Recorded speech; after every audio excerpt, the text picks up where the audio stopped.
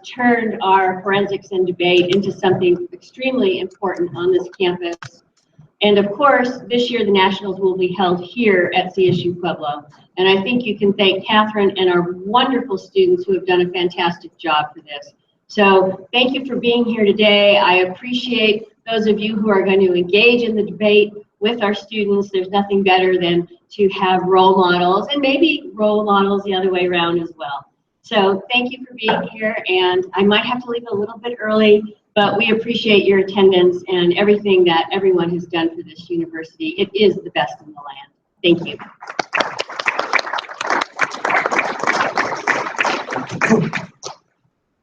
Thank you, President DeMar. So before you will find a program. And that program gives you a little bit of information about what it is we'll be doing today. So as you can see, the topic for today is the direct popular vote should replace the Electoral College in presidential elections. With a presidential election just around the corner, we figured this topic might be pretty apt for today, because we've seen debates in the past and elections in the past where the direct popular vote didn't result in the president that should have been elected, or vice versa. And so today we'll be hearing arguments from the student team, which is comprised of Eliana Taylor and Max Groznik, who will argue that yes, we should have a direct popular vote. On the negative are our esteemed alumni, Jensen and Steve Schoenmakers, who will be arguing that we should probably leave it as it is. So it is up to you today to decide who wins the debate. So before you, you'll find some pens and a ballot, and once the debate is over, it's up for you to decide who wins. And as a judge, since all of you are judges today, you have to think about what makes a good argument, or what makes a winner of a debate. Is it someone who's more poised? Is it the team that had the best cross-examination? Is it the team that had the best rebuttal at the end and solidified the best arguments? It's really up for you to decide. And I know all of us are probably a little biased in here one way or the other, you know, family members or or teammates, but at the end of the debate, it's up for you to decide who wins. So without any further ado, I'd like to introduce the first affirmative constructive, Max.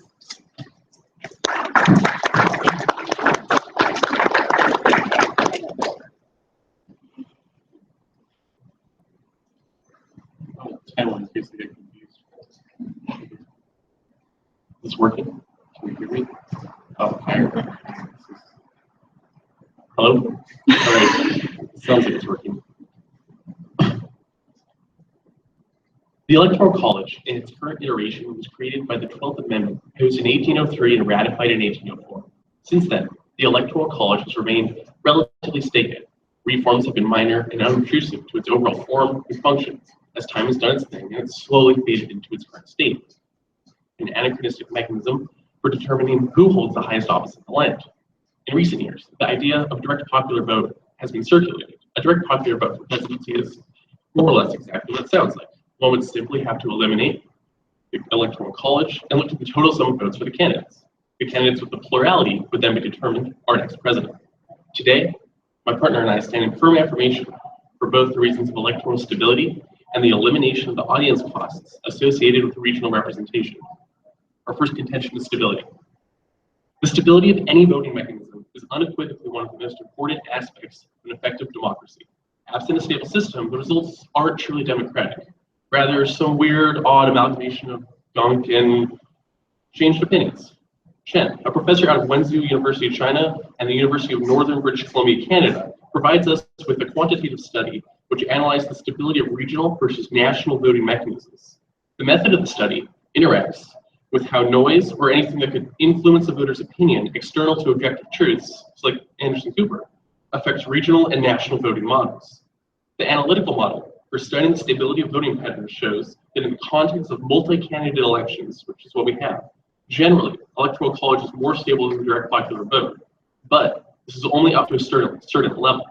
And then the stability actually begins to decrease. This is due to the subjective pattern recognition and the strategies that the human brain actually imposes and employs when making decisions in daily life, but is also obfuscated by the inability for the brain to cognitively recognize what it's doing and when it makes these decisions. Chen analyzed the subconscious and semi-conscious brain actions that can deter individuals from their election decisions. Now, Chen realizes that there's no right or wrong in political elections, but still argues that stability is highly important because it indicates how the brain will subconsciously continue to function and how this affects regional voting patterns. After a series of rather complicated statistical analysis that I can only pretend to understand, Chen concludes that medium-sized regional voting sectors are preferable to a national voting system, but that both larger and smaller regional voting sectors are inferior to national voting sectors because of how concentrated noise can more effectively permeate these off-size mid-regions. This is dangerous because some of the most important states in any electoral race are often not these mid-sized states, but rather these smaller or larger states that are more likely to be affected by these subconscious manipulations of voters. According to Nate Silver, in the present election, the 4 states with the highest voter power index are New Hampshire, Nevada, Colorado, and Minnesota. This is correlated off of citizen to electoral vote, relative importance to the election, and then the relative chance to tip the election, or the likelihood that these states will vote in a way that they hadn't prior. This means that when you couple it with Chen's analysis, this indicates that the Electoral College is uniquely problematic because of its allowance of small states to constantly be affected and subconsciously manipulated by concentrated noise, or the ability for these actual forms of subjective opinions, such as your neighbor or just other things that sway you from objective facts, to change the decision. This also explains the consistency with which states such as California and Texas swing blue and red accordingly, despite the fact that individuals within these states still tend to vote both blue and red, and not one way specifically. The direct popular voting system is both sufficient and necessary to resolve these problems, but also to increase the stability of the voting mechanism because it resolves this regional size question. Our second contention is that of audience costs. According to Kallenbach, a writer for the Midwest Journal of Political Science, the Electoral College is functionally a system of more or less gerrymandering, right? Kallenbach indicates that this is true because of the way that the electoral votes are currently tied to representational capacity. If the Electoral College is reformed, there would be less ability and stability for the relative size of individual representation, i.e. representatives are part of the reason why electoral votes function the way they are. States are assigned electoral votes based on their representatives in Congress and their senators in Congress. This means the representatives individually have a prerogative to continue the Electoral College, not necessarily for the constituency, but rather to essentially maintain the ability for them to have access to these states, these seats in Congress. Now, this is used as a sticking point in many regions, according to Kallenbach, to ensure the Electoral College will never change. In this way, audience costs are actually decreasing the ability for a citizen to have a more stable ability to participate in democracy, as we've seen above. But it also provides a problematic incentive for individuals who are supposed to be representing their constituency to hoodwink these same people and sustain their access to the levers of power. Additionally, the ability for some states to be geographically and demographically positioned in positions of political power, so-called battleground states, disproportionately represents these individuals and their people's interests. It's policies such as this, or the reliance on these battleground states, that ensure that Florida will never lose their sugar subsidies, despite economics such as Xinjiang and Eric Gartsky decrying these policies, indicating that they may actually make the globe a less stable place and be contrary to United States public interest abroad. Yet, this won't change because these states will continue to remain key to federal elections. This is how these audience costs begin to compound. Individuals will take action for their best interest that won't seem that problematic at first, but will eventually start to compound and have larger, greater effects on the state's stability as a whole, kind of like the butterfly effect. Now, a movement towards the direct popular vote would be able to resolve the issues of these audience costs by allowing presidents to campaign to the United States as a whole, as opposed to these specific sectors that are necessary for them to win the election. Even more importantly, however, that this would make states like California and Texas more likely to have a higher voter turnout because according to 538, their relative power index and relative tipping likelihood are both incredibly low, despite the massive amount of individuals within the state that would be able to tip elections should their votes be counted individually. This would counteract the individuals in battleground states who are more uniquely favored in current systems, along with the great experiment of American democracy to more effectively keep on spinning along. This will actually most likely increase voter turnout, which will mean that the election writ large will be more representative of the people's wishes as a whole. Therefore, my partner and I affirm.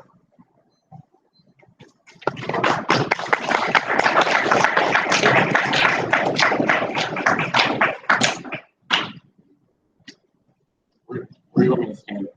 All right.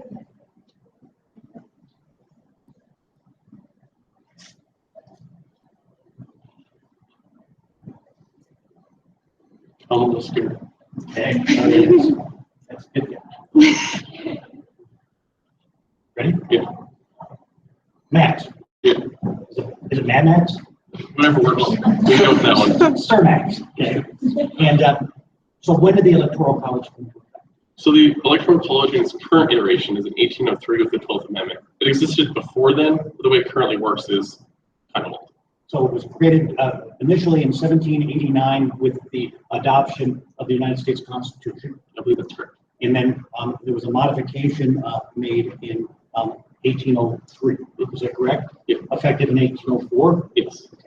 So I know you're studying poli-sci, not math, but that would be how many years since it went into effect in its current iteration?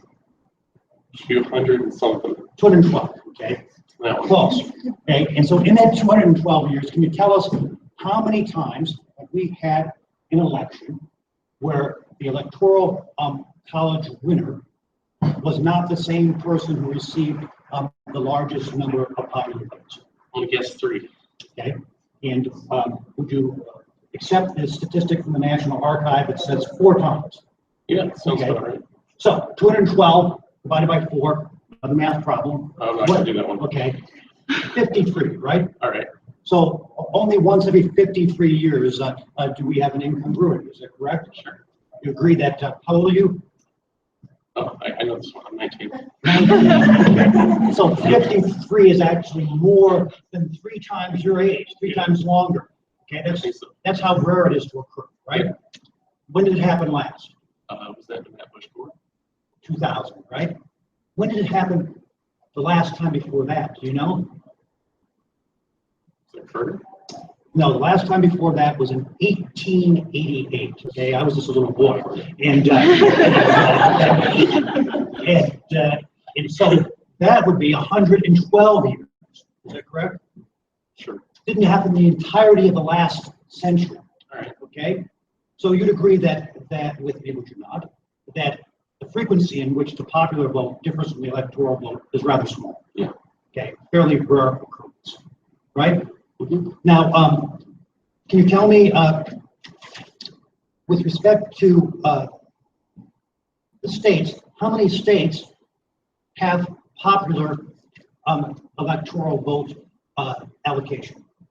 I believe the majority of all. Well, are you aware of the fact that it's up to the individual states to determine how their electoral votes are allocated, and that 2 states, Maine and Nebraska, actually allocate them based on popular vote? It was, yeah. Right. So right now, within the structure of the current system, any state is free to change their system to base their allotment on popular vote, isn't it? Correct. Sounds like you like federalism, sir. So, is that correct? Yes, that's correct. Thank you. Yeah.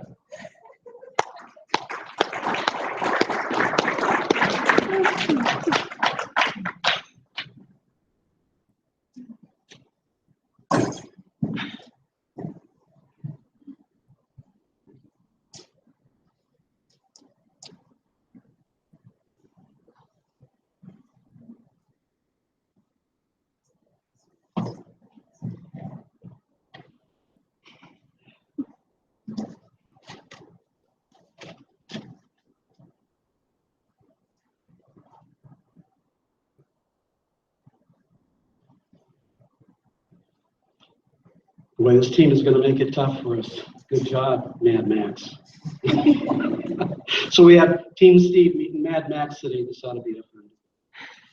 Mr. Jensen and I are in the negative to this resolution because we completely agree with Alexander Hamilton, who wrote an argument in the Federalist Paper number 68 that an electoral college is sufficient to limit the federal government and to provide the best means possible to elect a president. Now, that's a big sentence. And the way we're going to approach this debate is to divide that big sentence into 2 parts, just like a big pumpkin pie slashed down the middle with 2 halves. Now, the first half of that pumpkin pie is this. The Electoral College enhances federalism by increasing the strength of the Union. The second half of that pie is the Electoral College makes our democracy more stable and ensures a stable government.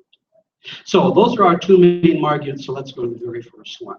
The first one is that the federal government enhances federalism the Electoral College enhances federalism by providing a stronger union. So exactly what that means is that we believe there are three ways it does it. Number one, it prevents population politics from dominating political strategies. Number two, it forces the president to become a president of all the country, not just single political areas. And thirdly, it forces the president to have a coalition building part of this entire strategy so that he can regions to work together. Let's go back to the very first point, summarized best by Gary Gregg, University of Louisville. Electoral colleges keep elections fair, 2012politico.com. Without it, future presidential elections will go to candidates and parties willing to cater to urban voters and skew the nation's policies toward big city interests. Small town issues and rural values will no longer be a concern. Now, he continues, cities already are the centers of America's major media, donor, academic, and government activities. A simple, direct democracy, as the affirmative proposes, will centralize all power, government, business, money, media, and votes in urban areas to the detriment of the rest of the country. That's why we think this is a very bad idea to do. But what's the good part? The good part is the second main point. That point is it forces the president to be a president to the entire country, not just political centers throughout the country. As stated by William C. Kimberly, Deputy Director of FEC, National Clearinghouse and Electoral Administration. The pros and cons of electoral system, uselectionatlas.org. The college contributes to the cohesiveness of the country by requiring a distribution of popular support. Without such, a president would be selected through the domination of a populous area over others or metro areas over rural. This domination is basically what people call these days tyranny of the majority. And that was one of the main reasons federalism was put into place. In Federalist Paper number 10, one part of doing this was to stop tyranny. The other part was to increase participation in politics. This is tyranny of the majority when you have everybody directly electing a president. Basically, it's like this. We have a predatory pack of coyotes ready to come and eat your part of the pie. So we have to put a fence around that piece of pie, which is the electoral system in this country. Now, it's a pretty effective fence, but the last effect it has on the president is it forces the president to develop coalitions throughout the country rather than focus on one single region. As it's summed up again by Mr. Kimberly, no region contains the absolute majority, which you know is 270, of electoral votes required to elect a president. This is an incentive to pull together coalitions of state and regions rather than exacerbate regional differences. So this only makes sense. You have a north, east, west, south region of this country, and you can't have simply one region dominate because of their population the politics of the rest of the country, or dividing the interests of each region against each other. You have to build coalitions, and that's what the electoral system does. It destroys those coalitions if we go to a direct vote, as the affirmative recommends. So let's go to the second point now that that was out of the way. The second point is, very simply, the Electoral College enhances our democracy by making the democracy more stable. They had an interesting point about how this electoral system actually destabilizes the democracy. It could be no further from the truth. And here's the reasons why. This system of electoral college actually stabilizes our democracy. First of all, it creates a national winner. Second, the margins are very big and it prevents any type of challenges. And thirdly, it enhances minority groups' ability to participate in politics. So let's go back to the first one. We have a national winner when we have a nationwide electoral system. As explained by Mr. Kimberly again, Michael Michaud, former president and CEO of the European Business Council, Presidential Electoral College, July 31st, 2016, in The Globalist. Electoral College creates a national majority for new presidents regardless of the popular vote margin and without requiring a runoff system. Reflecting the will of majorities in 50 states, it legitimizes the results. For example, Lincoln won only 39.7% of votes in 1860. Had 180 electoral votes, though, which was more than twice the number as his opponent, Breckinridge. This legitimized the Lincoln presidency. So you see this massive use of electoral system in a national vote legitimizes and makes our democracy more stable. I guess I could use the analogy, it's kind of like the crust on that pie we're talking about. The reason you have a crust is so the pie doesn't fall apart when you try to handle it. This system is what keeps the crust on our democracy to keep it from falling apart because of all the factions, the disputes, and the debates that could happen over the electoral process. So my next point was this, that not only does it legitimize that person, it has a larger margin which reduces the risk of having legal challenges to whoever becomes the president. Tara Ross, JD, University of Texas School of Law, and Robert Hardaway, Professor of Law at University of Denver Stern College of Law. This is a long title. The Compact Plaza National Popular Vote Implications for the Federal Statute. The state-by-state nature of elections, combined with a winner-take-all nature of elections, tends to magnify the margins of victory. The margins have given winning candidates certain and demonstrable victories. Such certainty cannot be provided in a direct popular vote election system as the affirmative proposes. We would lose that certainty of an election. Popular vote tends to be closer, and these narrow margins can easily result in election challenges. Well, the affirmative person mentioned the problems we have in 2000. You remember that? That was Gore versus Bush. That was Florida. That was legal cases coming to court. That was chaos to our political system. Imagine if we had that every year, with close races being challenged by individuals all across the country legally about how the vote actually came out. It would be a disaster. So that's why we don't think this is a good idea. And the final point is, this electoral system makes our country more stable because it enhances the participation of minorities in the electoral process. Let's go to Mr. Kimberly again. I think I've quoted him before. Voters of even small minorities in a state may make the difference between winning all of that state's electoral votes or none. Since ethnic minority groups in the United States happen to concentrate in those states with the most electoral votes, they assure an importance to the presidential candidate well out of proportion to their number. The same principle applies to the other special interest groups such as labor unions, farmers, environmentalists, and so forth.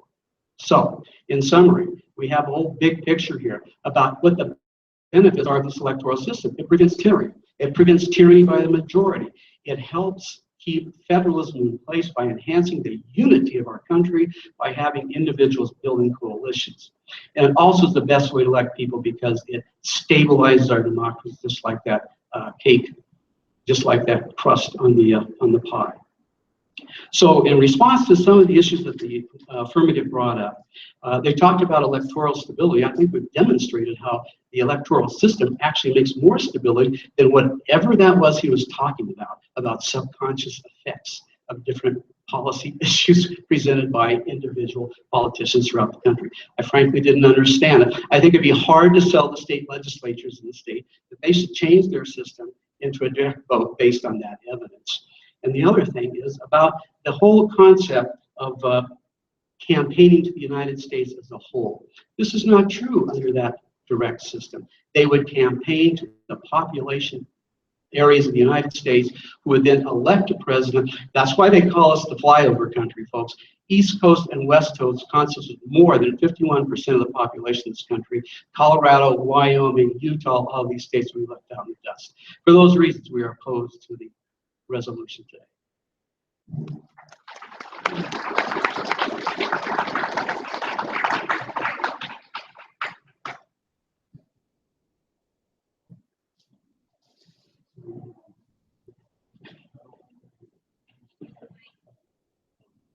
Okay. Is this sort of working?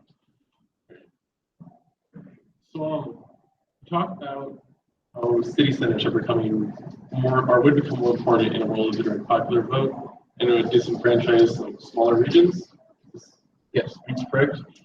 When was the last time Wyoming determined a federal electoral race, like the president?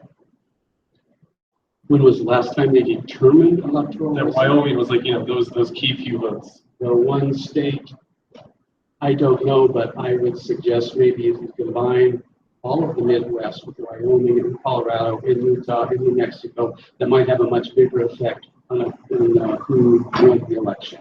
Sure. Well, you know, Wyoming actually has the smallest number total. So in contrast to what you said about these particular states influencing an election negatively, it has so few votes, it doesn't influence the election negatively. It has to be combined with a coalition of other states, just as we said in our case, to have an effect on an election. And that's a good thing, not a bad thing. All right. But what about these states like Ohio and Florida that are generally what we like coin the battleground states, where we see people campaign a lot more in, right? Like the Bush Gore election was determined by a couple of ballots in Florida. In Florida, which has a huge number of electoral votes, by the way. So whoever goes into that state has a very vested interest in trying to get all of those votes. So you asked me about those battleground states. Here's the advantage of the battleground states.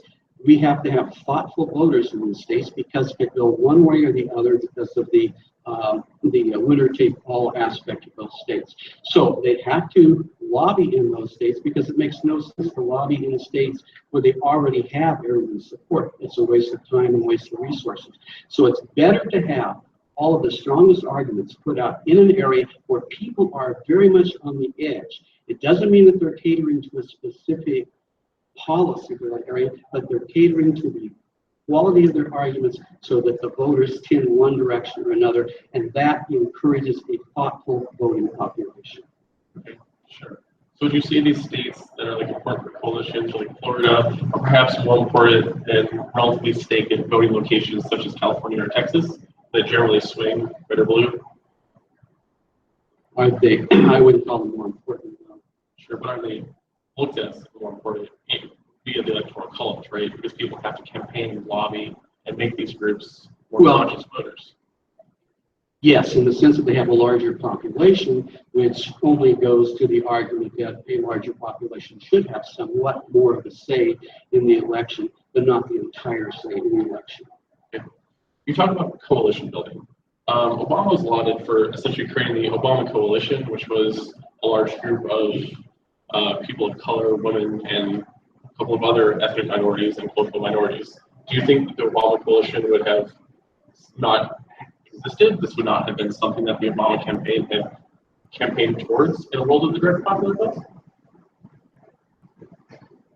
I'm not sure I understand your question. Can you repeat that? Romney had one of the highest margins of favor. It was favored very highly by the majority of white males, according to 538. He was very successful in this group. This caused the Obama campaign in 2008 and 2012 to focus specifically on what is been coined the Obama Coalition, or essentially create coalition building. Is this a result of the Electoral College? You know, I don't know. It was done under the Electoral College. It wasn't done by direct vote. And so the idea of coalition building goes beyond just those particular groups. It could be any particular groups and interests that you could build a coalition with, but that's one of them, and it happened within the electoral system. All right. And then my last question is, you talk about how the Electoral College is key for stability, but then your partner brings up a lot of points about how the Electoral College usually is exactly the same as the popular vote. Are you just saying it's key to stability because people like to see that they won by 50 or 60 votes or points or whatever, as opposed to like a 54 to 46% margin?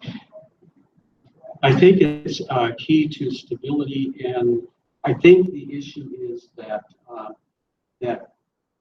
despite the problems that you say would be with the Electoral College, it still comes out very similar to the popular vote, except in some circumstances, like Gore versus Bush. Sure. So why is the Electoral College more important than the popular vote in these specific instances? Well, again, there's a variety of reasons why it's more important than the popular vote. One is that the popular vote skews it towards population centers much more in electoral college. The electoral college tends to mitigate the skewedness towards population centers because of the fact it's based upon the number of senators plus the number of congressional representatives. So the electoral college is preferable because in like most broad definitions of the word, it's less democratic. No, in the broad definition of the word, it is more like a republic, which we are. We are not an elected direct election democracy in this country. We are a republic. We elect our representatives who then elect, of course, select particular laws and policies throughout the country. Thank you very much.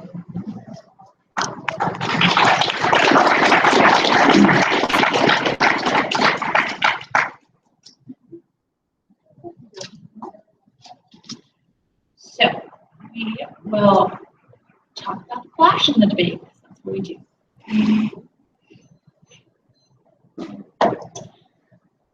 So first off, we got to realize some people don't like the crust on the pie, and sometimes you just got to get rid of it. So today we are still in firm affirmation that we need to get rid of the electoral college. So first on their contentions, they state that allows for the federal government to provide a stronger union. We have a couple answers to this. One is that our case is still able to solve for this because we are going to build stronger coalitions between the people and the nations as a whole, because as our first contention stated, this will actually increase voter turnout because it allows for us to take away from the noise that is coming in and allows for more people to be encouraged to actually vote, and there's not as much of a skew coming from this outside source. It means that we are probably going to better coalition because it allows for more people to work together.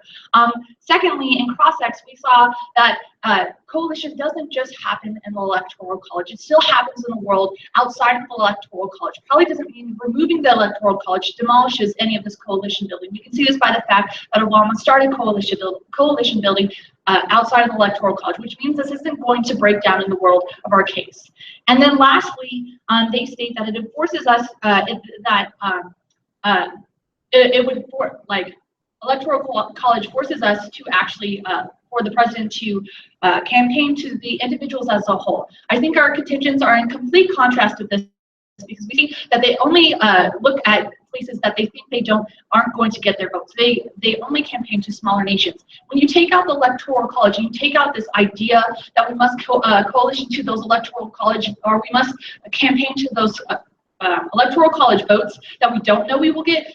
They are forced then to campaign to the entire nation as a whole because they do not know which regions are necessarily red or blue, because you have to look at the whole, because there are now a mix of people that are in every single part of our nation, which means that when you remove this barrier, they are now forced to campaign to the entirety of our nation, which is probably a better scenario than one where we just focus on individual nations, not as a whole.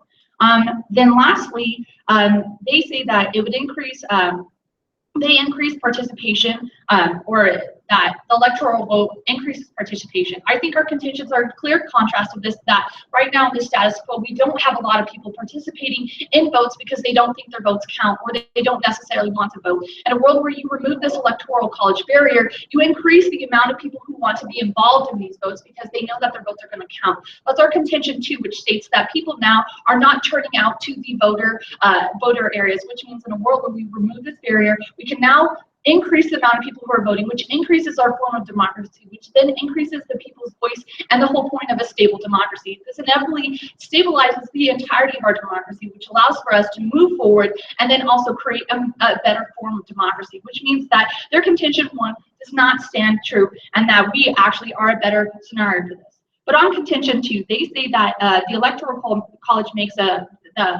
democracy more stable. We have a couple answers. One is that when you clearly, through cross-ex, we see that if popular vote is representative of the electoral college, that one, it's not going to destabilize it if that's how the status quo is already working. It just means there's only a risk that we increase the amount of voter turnout rate, which then increases the amount of stability in a democratic region, which means that there is only a risk that we can move forward in these areas and increase the amount of voice of the people in our nation.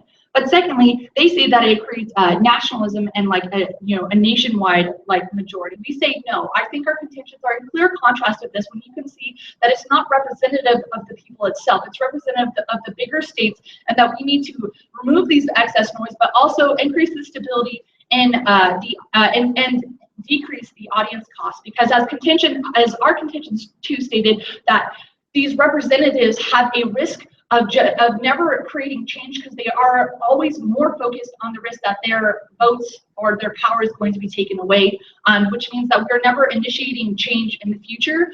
This is our warrant on Florida, that people don't change their policies because they're scared of the power shift. And so we're always scared of this power shift. We're never actually changing our policies, which means that we actually create a more stable democracy or a more stable atmosphere when we're able to just look at our direct vote.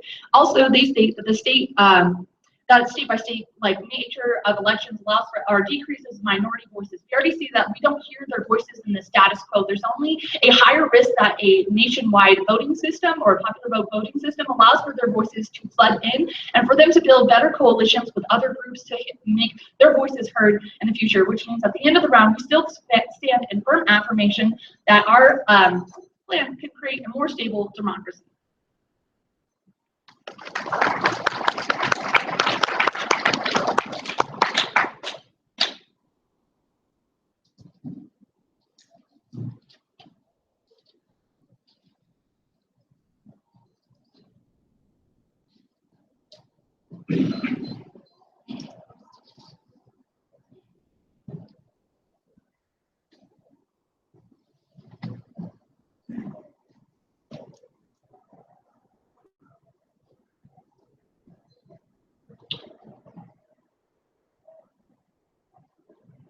It was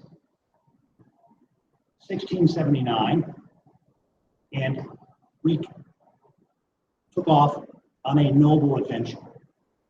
We became a constitutional republic, and the Constitution of the United States was adopted. The Electoral College system was put in place. It was modified slightly from the experience of the first elections in 1804, and it has existed ever since for 212 years. It has served this nation well. In that entire period of time, only on 4 occasions has the popular vote differed from that of the Electoral College. But in the same process, it has guaranteed the concept of federalism.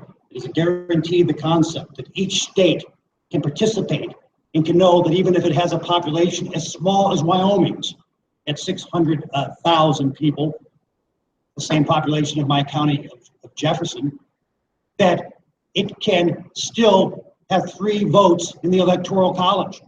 It can still be counted. It is not, as my partner referred to, flyover zone. I would submit to you that to change that should not be made upon transient reasons, but should have only compelling reasons in support of it. And where has been the compulsion? On average, we have an anomaly from the popular vote 1 time every 53 years. Before it happened in 2000, it had been 112 years since it occurred with the election of Benjamin Harrison in 1888. Under those circumstances, there is not much strength to the argument that the popular vote, the democratic will of the people, is not being enforced in the context of the Electoral College. But think of the other principles involved. I remember when I was a student here 35 years ago, one of my favorite professors was Dr. Nickel. He was a political science professor, and I took political and philosophy professor, and I took political philosophy from him. And I wrote a paper. In that paper, I asked a question. What is the most democratic institution that you can think of? Think for a moment. The answer I proposed was a lynch mob. Because in a lynch mob, you have only one dissenting vote. Everybody else is on the same page. But what also is the most unfair, unhumane, and bad policy that you can imagine? A lynch mob. You know, there was a time when the Democratic Party founded the KKK. According to a professor from North Carolina University, that for a large period of time, the KKK was essentially the terrorist branch of the Democratic Party, the party that has Democrat in its name. And that's not the way it is now. And lynch mobs were used to attack dissenting Republicans in southern states and also to oppress minority votes. Very democratic, very wrong. It was the founding fathers and their wisdom which recognized that this fear of mob rule was so important that we had to have alternatives, that we had to empower small states and big states, because only in our federalism, in our republic, are we able to pull together and move as one. I would urge you, in deciding whether to adopt this proposition, to not allow yourself to be moved by the fear that a popular vote, a Democratic vote, may differ from that of the Electoral College, but to be based upon the wisdom of the founding fathers, and to stick with a system that has served us well for somewhere between 227 to 212 years. Thank you very much.